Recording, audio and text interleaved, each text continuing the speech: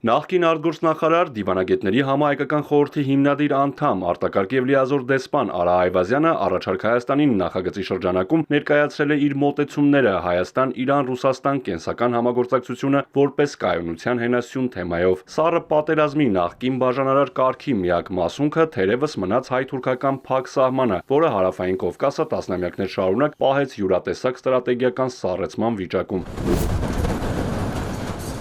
44-օրյա պատերազմը նշանավորեց աշխարհաքաղաքական այդ իներտության խզման սկիզբը, արագացնելով տարածաշրջանային հավասարակշռության վերաձևավորման գործընթացները։ Ըստ դիվանագետի, թեման խիստ արդիական է։ Հայաստան-Ռուսաստան-Իրան եռանկյունը բյուրեղանում է, սկսվում է ընկալվել որպես Հարավային Կովկասում կայունության հնարավոր հենակետ։ Ուկրաինայի շուրջ ճգնաժամի հետևանքով Եվրասիայի տրանսպորտային աշխարհագրության փոփոխության եւ ցամաքային երթուղիների համար մրցակցության աճի պայմաններում Հարավային Կովկասը վերածվում է տարածքի, որտեղ որոշվում է եվրասիական ճարտարապետությունը։ 21-րդ դարում հիմնական չափանիշը դառնում է ոչ թե պետությունների չափը, այլ հաղորդակցություններին, լոգիստիկ հանգույցներին կայուն հասանելիությունը։ Հենց այս հարթությունում տարածաշրջանը դառնում է Թուրքիայի, Ռուսաստանի, Իրանի, Չինաստանի, Եվրամիության եւ ԱՄՆ-ի շահերի հատման գոտի, որտեղ ուժային քաղաքականությանը զուգահեռ վճռորոշ դեր են սկսում խաղալ ենթակառուցվածքային լուծումները։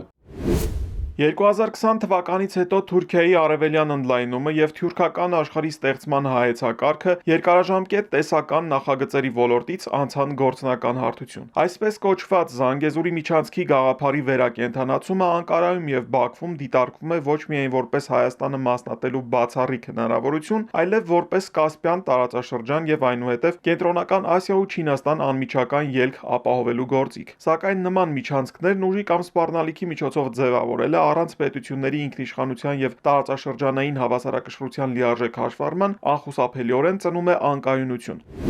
Այս համատեքստում, ըստ դիվանագետի, Իրանը եւ Ռուսաստանը Հայաստանի միջոցով միացնող տարածքը ներկայացնում են որպես սակավաթիվ բնական եւ պոտենցիալ կայուն ցամաքային երթուղիներից մեկը, որը կարող է գործել անկախ քաղաքական կոնյունկտուրայից, պատժամիջոցների ռեժիմներից եւ ծովային սահմանափակումներից։ Այստեղ Հայաստանը դադարում է լինել տարածաշրջանային կոնֆիգուրացիայի ծայրամասային տարր եւ սկսում է դիտվել որպես մայրցամաքային եվրասիական կապի առանցքային օղակ։ Հայաստանի տարածքով հյուսիս-հարավ նախագիծը ձևավորում է այլ տեսակի լոգիստիկա, ինքնիշխան, համաձայնեցված եւ ինստիտուցիոնալապես կայուն։ Ադրբեջանը գտնվում է Թուրքիայի հետ ռազմաքաղաքական խիտ համակարգման դաշտում, ինչը օբյեկտիվորեն ցանկացած հաղորդակցություն դարձնում է կախված Անկարայի ռազմավարական առաջնահերթություններից։ Ռուսաստանի համար դա նշանակում է ՆԱՏՕ-ի անդամ երկրի ազդեցության գոտով անցնող երթուղու պոտենցիալ խոցելիություն, իսկ Իրանի համար մանևրի սահմանափակում այն տարածաշրջանում, որտեղ նա ձգտում է պահպանել հավասարակշռությունը եւ կանխել միակողմանի գերիշխումը։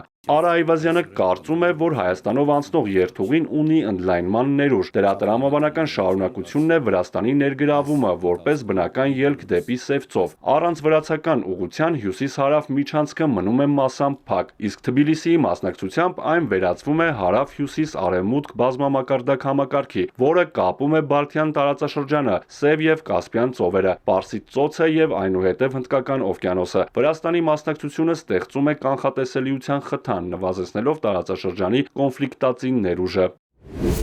Այս լույսի ներքո Հայաստան-Ռուսաստան-Իրան եռանկյունին ներկայանում է ոչ թե որպես որևէ մեկի դեմ ուղղված բլոկ, այլ որպես կառուցվածքային կայունացման մեխանիզմ։ Այն չի բացառում համագործակցությունը ուժային այլ կենտրոնների հետ եւ չի հակասում բազմակողմ ձևաչափերին, այլ ընդհակառակը ստեղծում է ենթակառուցվածքային հիմք, որի վրա տարբեր դերակատարների շահերը կարող են հատվել առանց ուղիղ բախման։ Իրանի համար այս պահը ստանում է առանձնահատուկ նշանակություն։ Թեհրանի զգուշավոր եւ ինքնաբավ արտաքին քաղաքականությունը երկար ժամանակ ապահովել է կայունություն, սակայն 12-օրյա պատերազմը եւ Հարավային Կովկասի դինամիկան պահանջում են ավելի ակտիվ ինստիտուցիոնալ ներկայություն։ Հայաստանի հետ կապի պահպանումն այստեղ ոչ այնքան տնտեսական հարց է, որքան ռազմավարական հավասարակշռության եւ ազգային անվտանգության տարր։ Ռուսաստանն իր հերթին պատժամիջոցների սահմանափակումների, գլոբալ լոգիստիկայի փոփոխության եւ արևմուտքի հետ երկարաժամկետ առճակատման պայմաններում ստիպված է որոնել այլընտրանքային ցամաքային երթուղիներ։ Այս տրամաբանության մեջ հայկական ուղղությունը դադարում է երկրորդական լինելուց։ Ըստ Արա Այվազյանի, լիարժեք իրականացման համար անհրաժեշտ է հաղթահարել տարածաշրջանի հնացած ընկալումը եւ ճանաչել, որ ժամանակակից աշխարհատնտեսության մեջ որոշիչ գործոնը պետության ֆունկցիոնալ լինելն է եւ ոչ ֆորմալ մասշտաբը։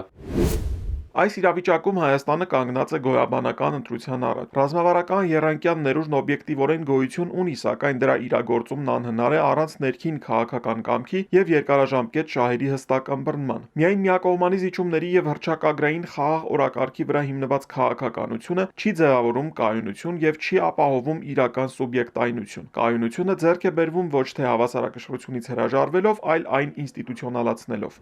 Հայաստան-Ռուսաստան-Իրան եռանկյունին վերադարձ չէ անցյալի մոդելներին եւ ոչ էլ արևմուտքի հետ համագործակցության այլընտրանք։ Դա ժամանակակից զսպման եւ կապակցվածության ճարտարապետությունը կառուցելու փորձ է, որտեղ ինքնիշխանությունը, տարածքային ամբողջականությունը եւ կանխատեսելիությունը դառնում են բազային արժեքներ։ Դրա հաջողությունը կախված է նրանից, թե Երևանը կկարողանա ձևավորել ռազմավարություն, որը կողմնորոշված կլինի ոչ թե տակտիկական կոմպրոմիսների, այլ երկարաժամկետ կայունության վրա։ Ռազմավարություն, որի մեջ Հայաստանի տարածքով անցնող եւ Վրաստանի միջոցով մինչև Սև ծով ընդլայնված հյուսիս-հարավ միջանցքը կդառնա նոր եվրասիական իրականության օրգանական մաս։ Արթուր Հակոբյան, Էպիկենտրոն։